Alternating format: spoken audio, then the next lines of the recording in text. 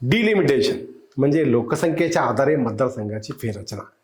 भारतात ही प्रक्रिया delimitation of India मार्फत केली जाते.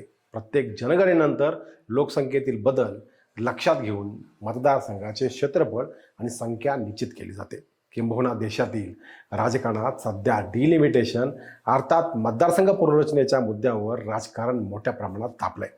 बदलत्या लोकसंख्येनुसार लोकसभा आणि विधानसभेतील मतदारसंघाची संख्या वाढणार आहे. हे पाहता लोकसंख्या वाढलेल्या उत्तर भारताला ज्यादा मतदारसंघ मिळतील, तर दक्षिण राज्यातील म्हणजे दक्षिणेतील राज्याला साहजिकच कमी मतदारसंघ येतील, असे तेथील राजकारण्यांचे व इतर क्षेत्रातील मंडळींचं म्हणणं आहे. आणि तोच सध्या वादाचा विषय ठरलाय. मुख्य म्हणजे या साऱ्याचा शेवट भाजपला फायदा होईल असंच बोललं जातं. याचा विचार करता डिलिमिटेशनमध्ये नेमकं काय होऊ शकतं, या मुद्द्यावर वाद का सुरू आहे, भाजपला लाभ होईल का, यासह अन्य मुद्द्यांचा घेतलेला बोलबिंदासने आढावा. नमस्कार, मी नितीन शिंदे बोलबिंदासमध्ये आपल्या सगळ्यांचं स्वागत करतो. महिला आरक्षणाला जोडून घेतलेल्या डिलिमिटेशनवरून सध्या देशात मोठे महाभारत सुरू आहे. सध्याच्या लोकसभेची जागांची संख्या 543 आहे. विविध तज्ज्ञांच्या मते नव्या डिलिमिटेशननुसार ही संख्या 850 जागांच्या पर्यंत जाऊ शकते. तथापि ही वाढ मुख्यतः लोकसंख्या जास्त वेगाने वाढलेल्या राज्यांमध्ये होण्याची शक्यता जास्त आहे. त्यावरून सध्या उत्तर विरुद्ध दक्षिण हा वाद होताना दिसतो. उत्तर भारतातील उत्तर प्रदेश, मध्य प्रदेश आणि बिहार राज्यांची लोकसंख्या गेल्या काही दशकात मोठ्या प्रमाणात वाढलेली आहे. तर दक्षिणेकडील तामिळनाडू, केरळ, कर्नाटक या राज्यांनी लोकसंख्या नियंत्रण ठेवण्यात तुलनेमध्ये यश मिळालं. डिलिमिटेशननुसार उत्तर भारतातील मतदारसंघाची संख्या मोठ्या प्रमाणात वाढेल, तर दक्षिणेकडील राज्यांची लोकसभा ताकदीने तुलनेनं कमी होण्याची भीती आहे. दक्षिणेतील 5 राज्यांमध्ये सध्या 129 जागा आहेत, त्या 195 पर्यंत वाढणार असल्याचं अमित शहानी म्हटलंय.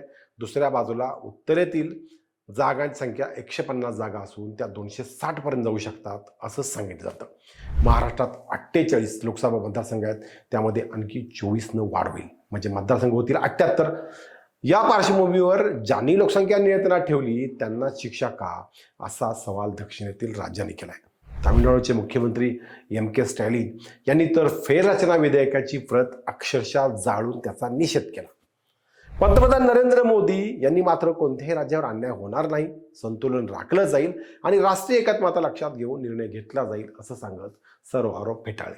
आता खरोखरच डिलिमिटेशनमुळे भारतीय राजकारणात काय मोठे बदल होऊ शकतात याचा आढावा घेऊ. उत्तर भारतातील आणखी जागा वाढल्यास केंद्रातील सत्तेवर त्यांचा प्रभाव अधिक वाढू शकतो. प्रादेशिक पक्षांची ताकद कमी जास्त होऊ शकते. शिवाय दक्षिणेकडील प्रादेशिक पक्षांची राष्ट्रीय पातळीवरील ताकद कमी होईल. मुख्य म्हणजे सत्तेचा भौगोलिक केंद्रबिंदू बदलेल. उत्तर भारत हाच सत्तेचा प्रवेश मार्ग बनण्याची शक्यता अधिक असेल. आता याचा भाजपला फायदा होईल का, तर नक्कीच होईल. कारण दक्षिण भारतात कर्नाटक वगळता अन्य कोणत्याही राज्यात भाजपला फारसं स्थान दिसत नाही, तर उत्तर भारतात त्यांचा जबरदस्त प्रभाव दिसतो. म्हणूनच उत्तर भारतातील जागा वाढल्या तर गणितीदृष्ट्या भाजपला फायदा होण्याची शक्यता नाकारता येणार नाही. अलीकडे भाजपच्या विजयात उत्तर प्रदेश, मध्य प्रदेश, बिहार या राज्यांनी महत्त्वाची भूमिका बजावल्याचं आपण पाहिलं. जागा अधिक वाढल्या तर खालच्या पट्ट्यात अपयश आलं तरी भाजपला सत्ता स्थापनेची संधी मिळू शकते. म्हणूनच या विधेयकासाठी भाजप आग्रही असल्याचं दिसून आलंय. लोकसंख्येच्या प्रमाणात प्रतिनिधित्व देण्याची नक्कीच गरज आहे, पण दुसरीकडं प्रादेशिक संतुलन आणि न्याय सुद्धा तितकाच महत्त्वाचा आहे, असं विविध क्षेत्रातील तज्ज्ञांचं म्हणणं आहे. येत्या काळात हा मुद्दा अधिक तीव्र होण्याची शक्यता असून त्यावर होणारे निर्णय भारताच्या राजकारणाचा चेहरा मोहराच बदलू शकतात, हे मात्र नक्की. हा व्हिडिओ आपल्याला कसा वाटला लाईक कमेंट करून सांगा. अजूनही आमचा चॅनल सबस्क्राईब केला नसेल तर तो आत्ताच करा. धन्यवाद. जय महाराष्ट्र.